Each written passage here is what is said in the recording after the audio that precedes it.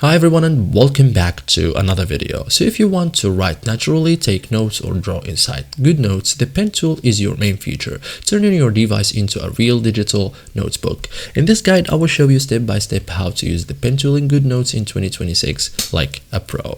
So first thing first, select the pen tool. Okay, so you have here writing tools, so tap writing tools. Okay, you have many options here: pencil, highlighter, okay, tape. So choose the pen. Okay, you are now ready to write, so start writing. For example, use your Apple Pencil or finger, or on your, for example, computer or laptop, you can use it too.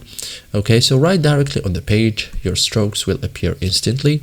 Change pen style, so tap the pen tool again to customize. For example, we have a lot of options. You can, for example, choose this.